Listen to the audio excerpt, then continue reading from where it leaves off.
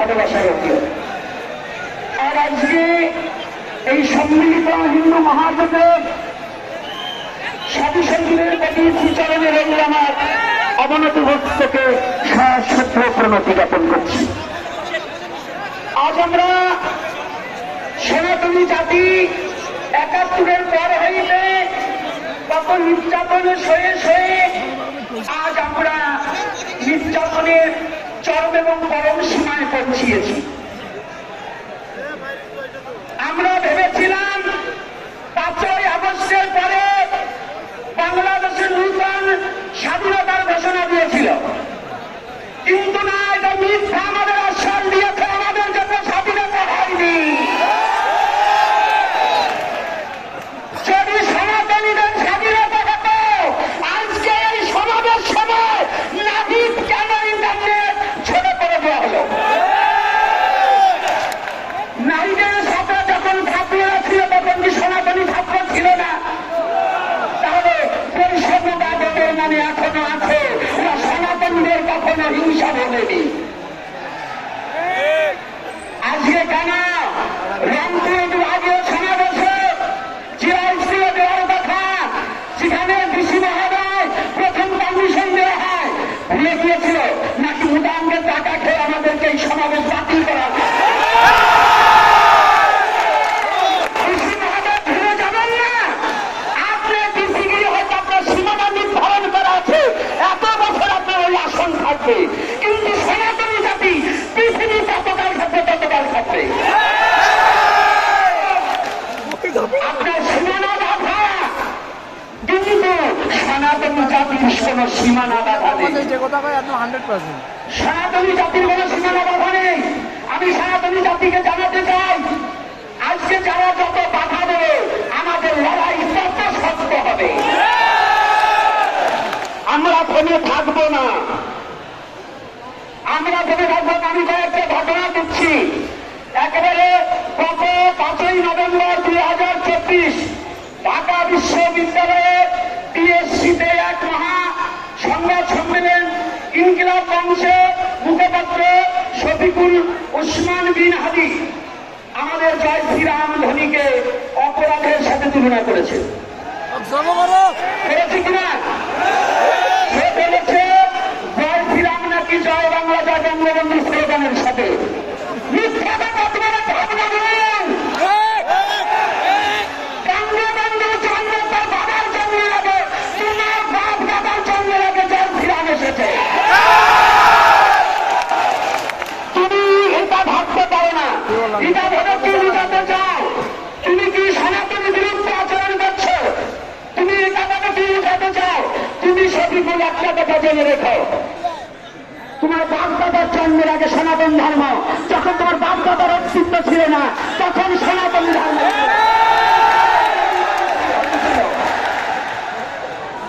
এটা সনাতনকে হেয়পূর্ণ করা।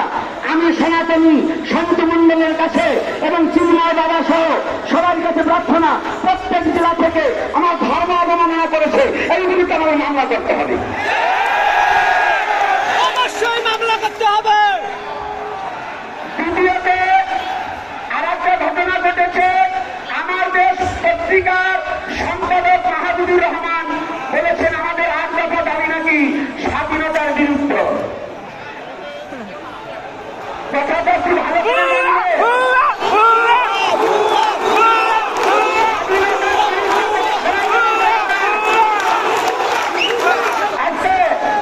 সনাতনী জাতি যেন দেশ এবং আইনের প্রতি শ্রদ্ধা রেখে কথা বলে। সনাতনী জাতি আইন এবং দেশকে ভালোবাসতে জানে।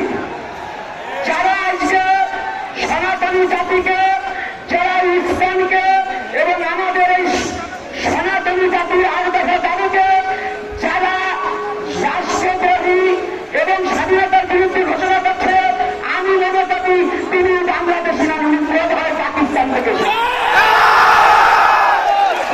ওনাকে একটু ভালো করে জাস্টিফাই করা উচিত যে সনাতনী যদি স্বাধীনতা বিরোধী কথা বলে তাহলে ওদিকে উনি নিশ্চয়ই পাকিস্তানি।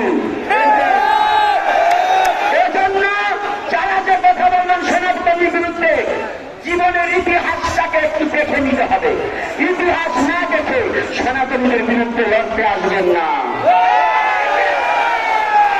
আমার আরো কিছু কথা আছে যেটা আমি না বলে পারছি না। বলেন। 8ই নভেম্বর 2024 শুক্রবার এখানে শাহী জামে মসজিদে হিফাজত ইসলাম নামে একটি ব্যানার করে সনাতনীদের হত্যার হুমকি এবং ইসলাম একটা ইসলাম ঘরে ঘরে জবাই বলা হয়েছে।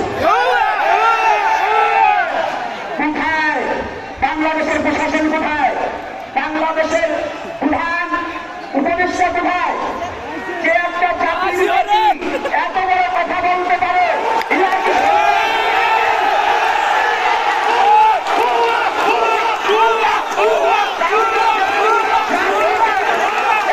জাতিকে যারা হত্যার হুমকি দিতে পারে, ইসলাম অন্য কোনো সংগঠন নয়, তারা জানে না।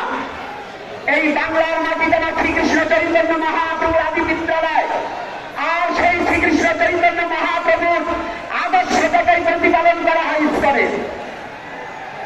আমি যদি ইস্কনে দীক্ষিত নই, তথাপি আমি বলবো এই ইস্কন আর কেউ না, এটা বাংলার সংস্কৃতি ধরে তুলছে। তাহলে ইস্কনে যদি জঙ্গি সংগঠন হয়, যারা প্রকাশ্যে দিবালোকে একটা জাতিকে হত্যার হুমকি দেয়, তারা কি